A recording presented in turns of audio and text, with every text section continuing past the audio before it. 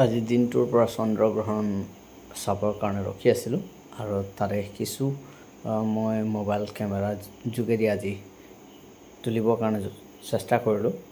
যদিও মোবাইলৰ কেমেৰা ইমান ভাল নহয়, তথাপিও বহুত কষ্টৰ অন্তত কিছু দৃশ্য মই তুলিছোঁ এনেদৰে। এয়া আজি আৰম্ভ হৈছে। মই যিডোখৰ ঠাইৰ পৰা মই ট্ৰাই কৰিছোঁ, সেইডোখৰ ঠাইত মই পাইছোঁ প্ৰায় 10টা 6 হৈছিলে। মোৰ চকুত মই ধৰা পৰাটো 10টা 6ৰ পৰা, আৰু ঠিক একেধৰণেৰে মই প্ৰতিটো ক্ষেত্ৰতে চাই গৈ আছোঁ। প্ৰায় 3-4 মিনিট 5 মিনিটৰ অন্তৰত, আৰু এনেদৰে লাহে লাহে এই কম হৈ গৈ আছিলে। যদি আমি আইনা বা অন্যান্য যদি সেইটোৰে চোৱা যায়, তেতিয়াহ'লে খুব সুন্দৰকৈ চাব পৰাকৈ দৃশ্যাৱলী আছিলে। যদিও মই প্ৰত্যক্ষভাৱে মই চোৱা নাই, মই মোবাইলৰ যোগেদি চাই আছিলোঁ। আৰু এনেদৰে খুব কম হৈ গৈ এটা সময় এনেকুৱা এটা পৰ্যায় পাইছিলেগৈ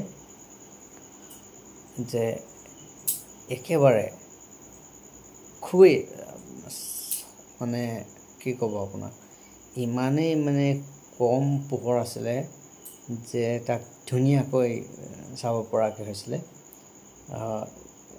মোবাইলটোত মই ঠিক একেধৰণে তুলিব নোৱাৰিলোঁ, কাৰণ মোবাইলটো হিলি থকাৰ কাৰণে মই তাক ভালদৰে জুম কৰিব পৰা নগ'ল।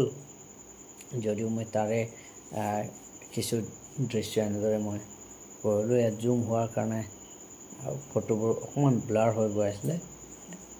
এইখিনি চাই লওক, এনেকুৱাকৈ লাহে লাহে একেবাৰে শেষ হওঁ হৈ গৈ আছিল। আপোনালোকে কিমানজনে চাইছে, কিমান দেৰিলৈকে চালে, মই কমেণ্টৰ যোগেদি জনাব। এয়া এনেদৰে এটা সময় পাইছিলেগৈ যে খুবেই কম আৰু একেবাৰে চকুৰে মনিব নোৱাৰা এটা হৈ গৈ আছিলে, আৰু শেষত এনেকৈ একেবাৰে হেৰাই গ'ল চন্দ্ৰমা।